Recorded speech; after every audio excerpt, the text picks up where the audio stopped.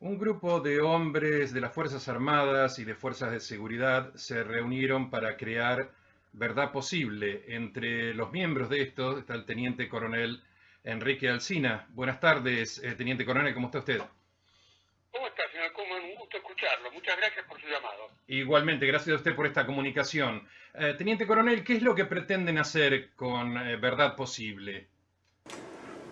Mire, nosotros con Verdad Posible pretendemos en alguna medida salvar algunos errores, quizás algunos comprensibles, otros no, de la dirigencia política, civil y militar de los años 70.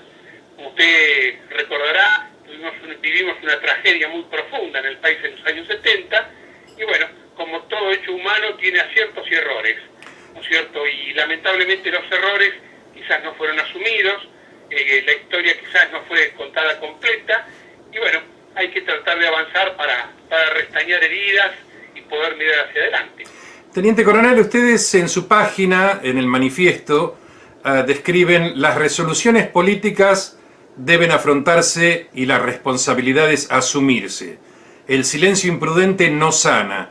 ¿Hay un silencio imprudente en este nuevo gobierno del ingeniero Mauricio Macri?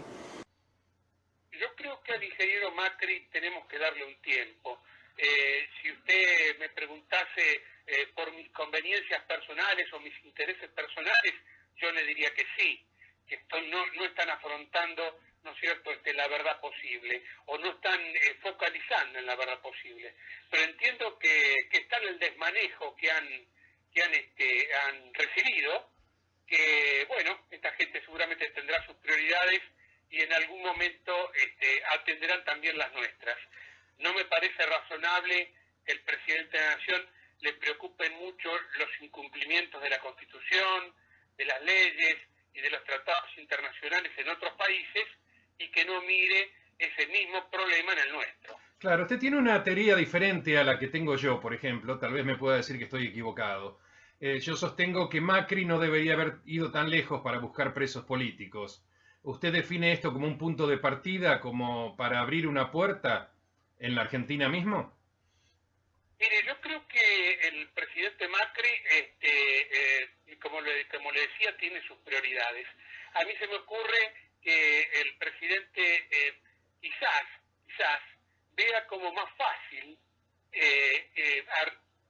entrar en el camino de la solución de los problemas de los presos políticos a través de otros países y no del suyo propio. Hay un viejo dicho que dice que no hay peor astilla que la del mismo palo, ¿no?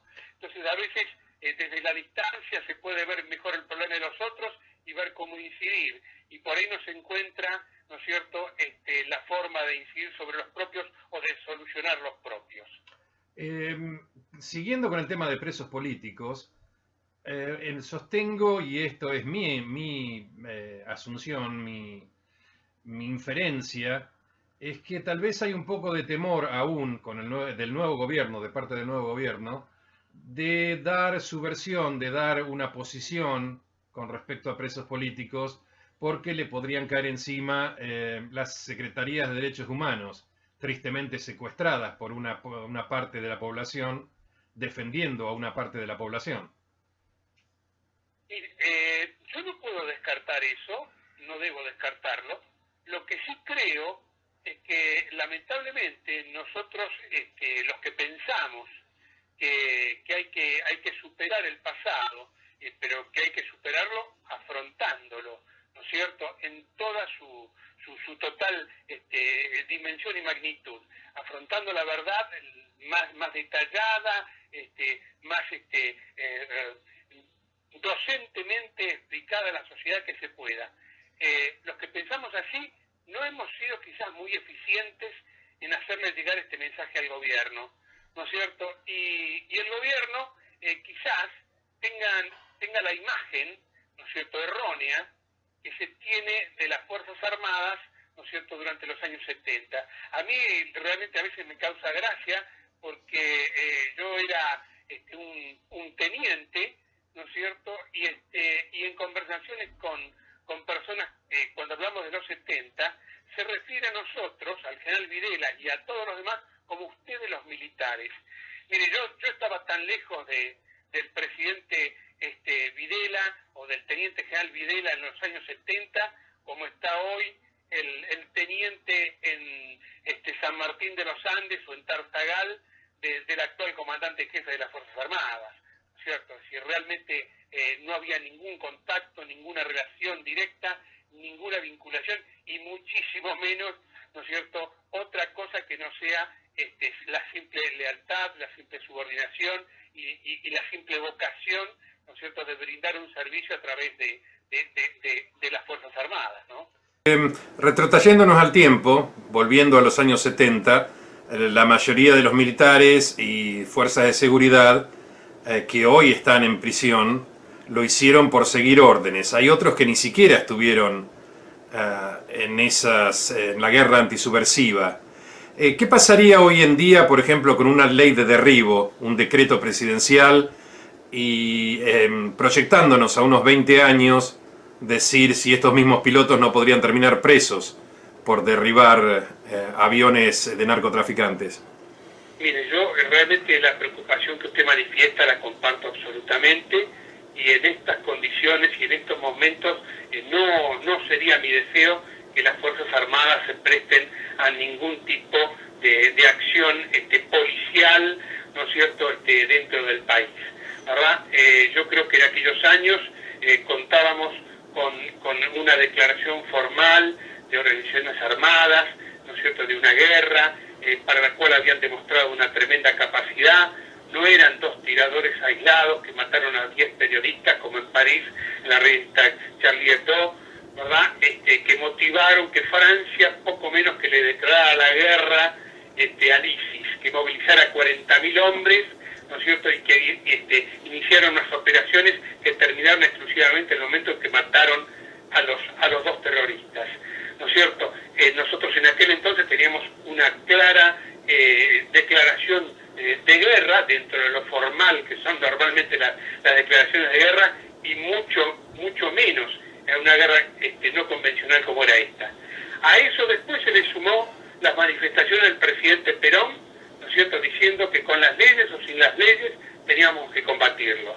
A eso después se le sumó el 6 de noviembre de 1974 el estado de sitio, que es una ley, ¿no es cierto?, que está en la Constitución Nacional, es una ley de excepcional, grave y de excepción, dice la Constitución, por la cual, ¿no es cierto?, quedan sin vigencia muchos de los derechos individuales.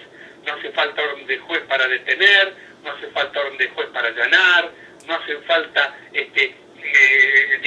ninguna cuestión particular para privar de la posibilidad de transitar por el país a los ciudadanos, ¿no es cierto? Y después vino el decreto de la presidenta Perón que puso a las Fuerzas Armadas y Fuerzas de Seguridad en guerra. Bueno, ninguna de estos antecedentes, ninguna de estas cosas alcanzan para que algún juez hoy entienda que los militares que combatieron el terrorismo no estaban incurriendo en asociación ilícita, estaban simplemente cumpliendo un mandato, ¿no es cierto?, de la dirigencia política, civil y militar, y un mandato de la sociedad, porque sin el mandato tácito de la sociedad, la guerra no hubiera sido ganada. Claro, sin duda. Bueno, el principio del golpe de Estado, no tenemos que olvidarnos de que muchos políticos, y voy a incluir al doctor Balbín, o incluso también al Partido Comunista, que sacó una solicitada apoyando el golpe de Estado en su momento. Si bien la sociedad buscaba eso, sería un hipócrita yo si diría que la sociedad no amparaba un poco el golpe de Estado debido a la tremenda crisis y la tremenda corrupción. Ahora, hay un mea culpa del ejército, del desempeño entre esos años. Mire, yo creo que sin lugar a dudas, las Fuerzas Armadas deberían hacer un mea culpa, que no es el mea culpa que hizo el general Balsa, ¿no es cierto? Persona que no goza del más mínimo aprecio de mi parte, ¿no es cierto? Por no decir que lo desprecio, suena tan grosero, pero no goza de ningún tipo de aprecio de mi parte. Realmente un hombre que ha degradado el uniforme y ha degradado la función que cumplió, ¿no es cierto? Porque los subalternos no cumplen órdenes inmorales, los subalternos cumplen órdenes, y mucho más en operaciones, ¿no es cierto? Que es el gran reproche, ¿no es cierto?, que en lo personal yo le hago al general Videla en aquellos años, cosa que le dije personalmente y por eso puedo decirlo públicamente. Mi general, usted se insubordinó, usted se sublevó al comandante en jefe de las Fuerzas Armadas en tiempos de guerra, y eso, en tiempos de guerra, se castiga con la muerte. Así que me hubiera gustado mandar el pelotón de fusilamiento que terminara con su vida. Así se lo dije personalmente al general Videla. Por supuesto que los años habían pasado, esto fue hace muy poco, cuando el general estaba preso, ¿verdad? Y esa posibilidad no existía de ninguna manera. Y ya estaba tremendamente superada por los acontecimientos, las sucesivas condenas del general, ¿no es cierto?, y su situación personal tan precaria y delicada, pobre. ¿Qué opina usted de las hipótesis que circulan sobre si la Junta Militar hubiera llamado a partidos políticos para cogobernar, no hubiera sido tan desastroso el final, e incluso en nuestros días, los resultados que se ven ahora?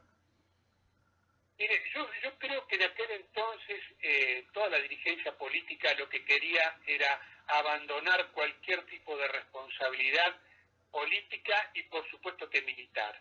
La anarquía era total, como usted bien dijo, yo que era uno de los detractores de la posibilidad de que se interrumpa el gobierno constitucional, en alguna medida cuando escuché al Partido Comunista Argentino apoyar al general Videla y hablar las maravillas que hablaba del general Videla, vacilaba, ¿no es cierto? ¿Tendré razón yo en oponerme a esto? ¿Estaré bien si hasta el Partido Comunista dice esto?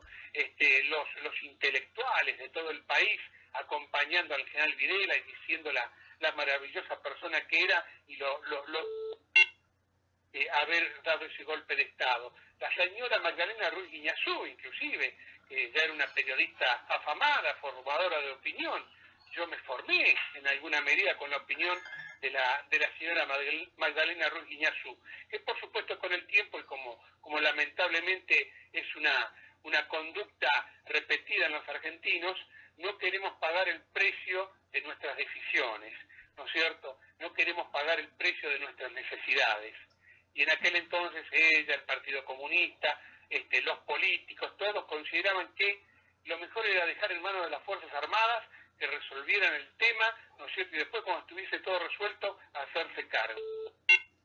Sí. Se vio que no solo hacerse cargo de los resultados, sino que no hacerse cargo y formularle cargo a las Fuerzas Armadas de lo actuado. Claro.